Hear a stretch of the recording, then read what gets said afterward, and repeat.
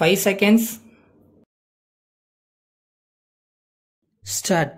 நமது நாடு சுதந்திரம் பெற்று 27 ஆண்டுகள் ஆகிவிட்டன என்றாலும் உணவு உற்பத்தியில் இன்னும் சுய தேவையை பூர்த்தி செய்ய இயலாத நிலையில்தான் உள்ளோம் என்பதை நாம் ஒப்புக்கொள்ள வேண்டியவர்களாக இருக்கிறோம்.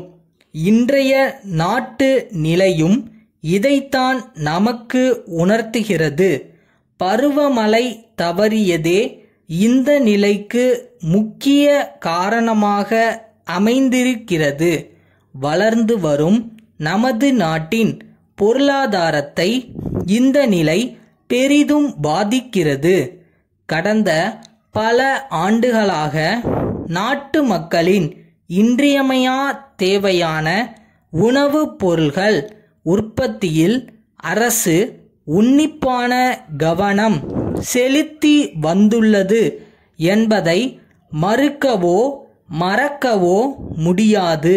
உணவு உற்பத்தியை பெருக்க அவசியமான தரமான விதைகள், உரங்கள், பூச்சிக்கொல்லி மருந்துகள் ஆகியவைகளை வழங்குவதிலும் நீர்ப்பாசன வசதிகளை பெருக்குவதிலும் நவீன விவசாய முறைகளை புகுத்துவதிலும் அரசு தனி கவனம் செலுத்தி வந்துள்ளது என்பதை தெரிவித்துக் கொள்ள விரும்புகிறேன்.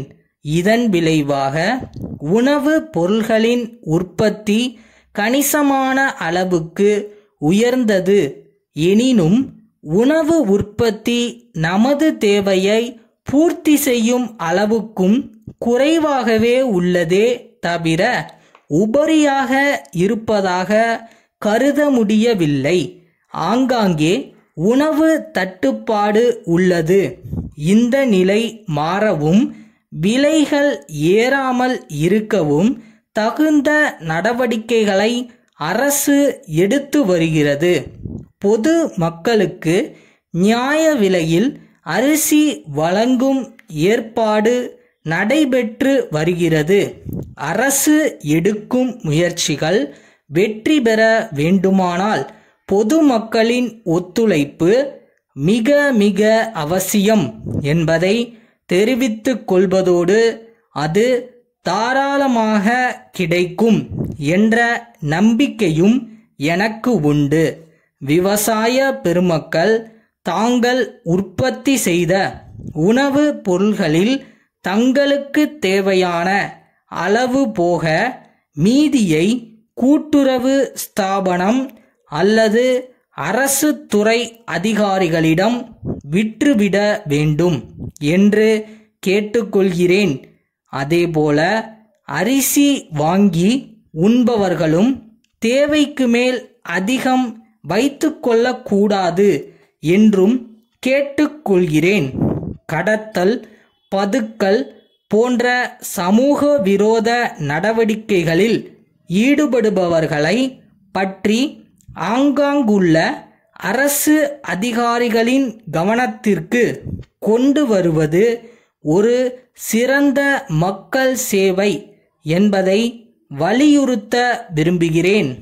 இத்தகைய செயல்களில் ஈடுபடுபவர்களின் மீது அரசு கடுமையான நடவடிக்கை எடுக்க தவறாது என்பதையும் இந்த சமயத்தில் தெரிவித்துக் கொள்ள விரும்புகிறேன்.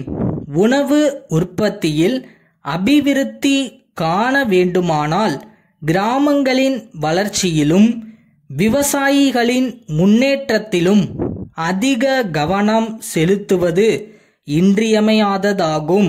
கிராமங்களில் உள்ள மனித சக்தியையும் இதர வசதிகளையும் பெரும் அளவுக்கு பயன்படுத்தி அதன் மூலம் சிறந்த நன்மைகளை பெற திட்டங்கள் தீட்டப்பட வேண்டும் என்று அவர் வற்புறுத்தி வந்தார். கிராமங்களை வாழ வைக்க வேண்டும். கிராம மக்களிடையே இருக்கும் வறுமை, அறியாமை ஆகியவை அகற்றப்பட வேண்டும். நாகரிகமும் பண்பாடும் உடைய மக்களாக அவர்கள் மாறி மீண்டும் நல்வாழ்வு பெற வேண்டுமென்று கேட்டுக்கொள்கிறேன். திருச்சி முருகன் கூட்டமைப்பின் மேலாளரிடமிருந்து சேலம் குமரன் துணிக்கடை உரிமையாளருக்கு. அன்புடையீர், எங்களுடைய அஜந்தா பருத்தி புடவைகள் தங்களுக்கு மிகவும் பிடித்திருக்கிறது என்றும் தங்கள் பகுதி மக்களை அவைகள் வெகுவாக கவர்ந்துள்ளன என்றும் அறிவதில் நாங்கள் பெருத்த மகிழ்ச்சி அடைகிறோம்.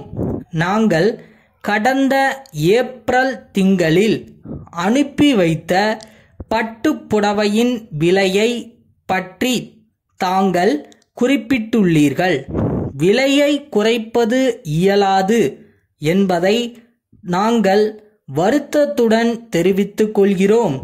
அதே சமயத்தில் துணியின் தரத்தை பற்றி மீண்டும் உறுதியளிக்க விரும்புகிறோம். அதே விலைக்கு வேறு எங்கும் அவைகள் கிடைக்குமா என்பது சந்தேகமே. குறைந்த விலைக்கு கிடைப்பதாக தாங்கள் கூறுவதை எங்களால் ஏற்றுக்கொள்ள முடியவில்லை. இரண்டையும் பக்கத்தில் பக்கத்தில் வைத்து பார்ப்பீர்களேயானால் எங்கள் புடவையின் சிறந்த தரம் நிச்சயம் வெளியாகும் என்பதில் எங்களுக்கு சந்தேகமே கிடையாது. வாடிக்கையாளர்கள் தரும் பணத்திற்கு சிறந்த முறையில் சரக்குகள் அளிப்பதே எங்களுடைய குறிக்கோள்.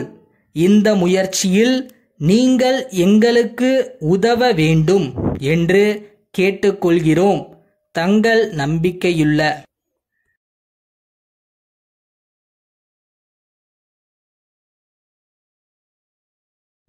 நம்ம வேலையை நம்ம செஞ்சுட்டு போயிட்டே இருப்போம். நடக்கிறதெல்லாம் கரெக்டாக நடக்கும். இறைவன் கொடுக்கறத கொடுப்பார்.